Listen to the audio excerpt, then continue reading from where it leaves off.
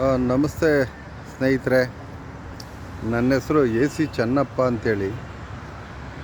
ನಾನೊಬ್ಬ ನಿವೃತ್ತ ಶಿಕ್ಷಕ ಹಾಗೂ ಸುನೋ ಮೀಡಿಯಾ ಒಂದು ವಾಹಿನಿಯ ವರದಿಗಾರನಾಗಿ ನಾನು ಕಾರ್ಯನಿರ್ವಹಿಸ್ತಾ ಇದ್ದೀನಿ. ನನ್ನ ಹೆಸರು AC ಚೆನ್ನಪ್ಪ ಅಂಥೇಳಿ, ಮದ್ದೂರು ತಾಲೂಕು, ಮಂಡ್ಯ ಜಿಲ್ಲೆ. ಸ್ನೇಹಿತರೆ, ಇಲ್ಲಿ ನಾನು ಈಗ ನಿಂತಿರುವ ಸ್ಥಳ ಮದ್ದೂರಿನ ಕೋಡಳ್ಳಿ ಅಂತ ಒಂದು ಊರು ಬರುತ್ತೆ. ಅಲ್ಲಿ ಒಂದು ಯಂತ್ರಾಗಾರವನ್ನು ಮಾಡಿದ್ದಾರೆ. ಸಣ್ಣ ನೀರಾವರಿ ಮತ್ತು ಅಂತರ್ಜಲ ಅಭಿವೃದ್ಧಿ ಇಲಾಖೆ ವತಿಯಿಂದ 2018-19ರಲ್ಲಿ ಇಲ್ಲಿ ಒಂದು ಯಂತ್ರಾಗಾರವನ್ನು ಮಾಡಿದ್ದಾರೆ. ಸ್ನೇಹಿತರೆ, ಇಲ್ಲಿ 2 ಯಂತ್ರಗಳು ಅಂದರೆ ಮೋಟಾರ್ಗಳು ಕೆಲಸ ನಿರ್ವಹಿಸಬಹುದು. 180 HP ಇರ್ತಕ್ಕಂಥ 2 ಯಂತ್ರಗಳು ಇಲ್ಲಿ ಸುಸಜ್ಜಿತವಾಗಿ ನಿಂತಿದ್ದಾವೆ. ಸೋಮನಹಳ್ಳಿ ಹಾಗೂ ರುದ್ರಾಕ್ಷಿಪುರ ಕೆರೆಗಳಿಗೆ ಏತ ನೀರಾವರಿ ಮೂಲಕ ನೀರು ತುಂಬಿಸುವುದು, ಅಂದರೆ ಕೆರೆಗಳಿಗೆ ನೀರನ್ನು ತುಂಬಿಸೋಕ್ಕೆ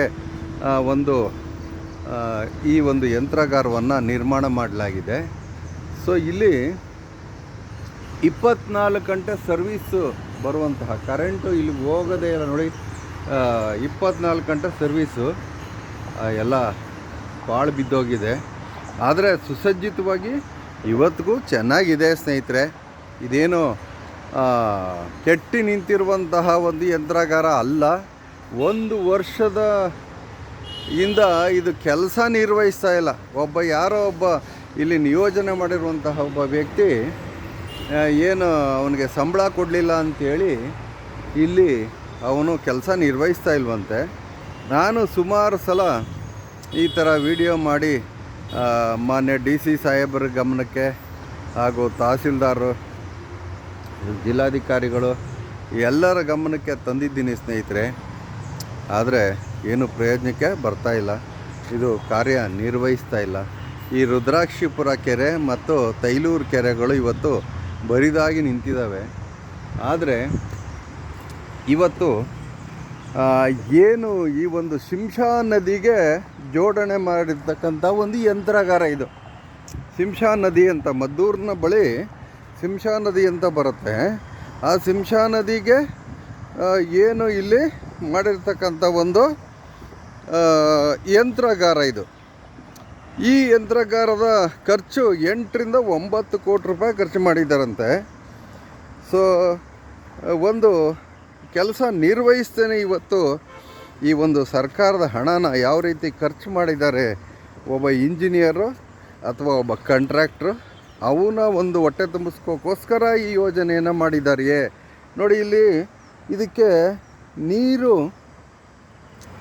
ಏನು ವಾಟರ್ ಸೋರ್ಸಸ್ ಅಂತೇಳಿ, ಅಂದ್ರೇನು, ನೀರಿನ ಒಂದು ಮೂಲವನ್ನು ಸರಿಯಾದ ವ್ಯವಸ್ಥಿತವಾಗಿ ಮಾಡ್ದಲೇ ಮಾಡಿರ್ತಕ್ಕಂಥ ಯೋಜನೆ ಇದು.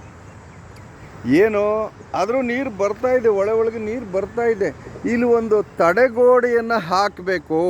ಒಂದು ತಡೆಗೋಡೆ ಅಂದರೆ ಒಂದು 10 ಅಡಿ ಬರುವಂಥ ಒಂದು ತಡೆಗೋಡೆಯನ್ನು ನಿರ್ಮಾಣ ಮಾಡಿ, ಅಥವಾ ಅಲ್ಲಿಗೆ ಸೋಪಾನ, ನೀರು ತುಂಬಿದ ನೀರು ಹರಿದು ಹೋಗುವಂತೆ, ಮುಂದೆ ಹರಿದು ಹೋಗುವಂತೆ ಮಾಡಿದ್ರೆ ಸಾಕು.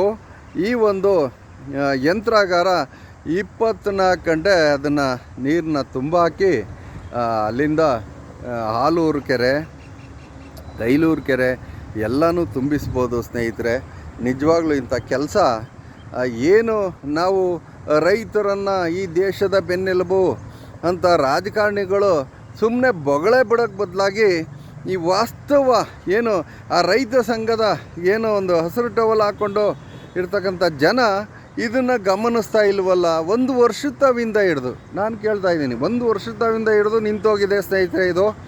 ಇದನ್ನು ಏನಾದ್ರು ಮಾಡಿ ಇದು ಕಾರ್ಯ ನಿರ್ವಹಿಸುವಂತೆ ಮಾಡಬೇಕಾದದ್ದು ಸರ್ಕಾರಿ ಅಧಿಕಾರಿಗಳು ಮತ್ತು ಮಿನಿಸ್ಟರ್ಗಳು ಅವರ ಕರ್ತವ್ಯ ಅಂತ ನಾನು ಹೇಳ್ತೀನಿ. ಹೀಗೆ ಹೋದರೆ ಇದು ಹಿಗ್ಲೂರು ಅಂತಕ್ಕಂಥ ಒಂದು ಊರ ಹತ್ರ ಡ್ಯಾಮನ್ನೇ ಕನ್ಸ್ಟ್ರಕ್ಟ್ ಮಾಡಿದ್ದಾರೆ ಸ್ನೇಹಿತರೆ. ಹಿಗ್ಲೂರು ಡ್ಯಾಮ್ ಅಂತೇಳಿ. ಆ ಹಿಗ್ಲೂರು ಡ್ಯಾಮಿಂದ ಚನ್ನಪಟ್ಟಣದ ಕಣ್ವಾ ಕೆರೆಗೆ ನೀರನ್ನು ತಗೊಂಡೋಗಿದ್ದಾರೆ. ಇಲ್ಲಿ 1 ಕಿಲೋಮೀಟ್ರ್ ದೂರದಲ್ಲಿರುವಂತಹ ಸಿಂಶಾ ನದಿಯಿಂದ ಈ ಒಂದು ನೀರನ್ನು ನಾವು ಬಳಸಬಾರ್ದೆ? ಒಂದು 50-40 ಕಿಲೋಮೀಟ್ರ್ ದೂರದಲ್ಲಿರುವಂತಹ ಚನ್ನಪಟ್ಟಣದ ಕಣ್ವಾ ಕೆರೆಗೆ ಇಗ್ಲೂರು ಡ್ಯಾಮಿಂದ ನೀರನ್ನು ಇಲ್ಲಿಂದ ಸಪ್ಲೈ ಮಾಡುವಂಥ ಒಂದು ಯೋಜನೆ ತಯಾರಿಸಿ ಈ ನಮ್ಮ ಪಕ್ಕದಲ್ಲೇ ಈ ನದಿಯ ಪಕ್ಕದಲ್ಲೇ ಇರತಕ್ಕಂತಹ ಜನಗಳು ನಾವು ಈ ಒಂದು ಅನುಕೂಲನ ಪಡೆಯೋಕ್ಕೆ ಯೋಗ್ಯರಲ್ಲವೇ? ಇದು ನನ್ನ ಜನಪ್ರತಿನಿಧಿಗಳಲ್ಲಿ, ಈ ಒಂದು ಮಿನಿಸ್ಟರ್ಗಳಲ್ಲಿ, ಈ ಒಂದು ಕ್ಷೇತ್ರದ ಜನನಾಯಕರಲ್ಲಿ ನನ್ನ ಪ್ರಶ್ನೆ ಇದು. ದಯಮಾಡಿ ಏನು ಮೀಡಿಯಾದ ಮೂಲಕ ದಯಮಾಡಿ ಈ ಒಂದು ಯಂತ್ರ ಕೆಲಸ ಮಾಡುವಂಗೆ ಮಾಡಿ ರೈತರ ಬಾಳನ್ನು ಹಸನು ಮಾಡಬೇಕು ಅಂತ ನಾನು ಈ ಮೂಲಕ ಕೇಳ್ಕೊತೀನಿ ಸ್ನೇಹಿತರೆ. ನಿಜವಾಗ್ಲೂ ಇಂಥ ಕೆಲಸಗಳು ಪಾಸಿಟಿವ್ ವರ್ಕ್ ಅಂತ ಹೇಳ್ತೀವಿ. ಇದನ್ನೆಲ್ಲ ಏನು ಆಗಬೇಕಾಗಿರುವಂಥ ಕೆಲಸ, ಸತ್ಯವಾದ ಕೆಲಸ ಇವೆಲ್ಲ. ರೈತರನ್ನು ಉಳಿಸ್ಬೇಕು. ಅನ್ನದಾತ ಅವನು, ರೈತ ಅನ್ನದಾತ. ನಮಗೆ ಇಡೀ ಜಗತ್ತಿಗೆ ಅನ್ನ ಕೊಡುವಂತಹ ಒಬ್ಬ ರೈತ ಅವನು.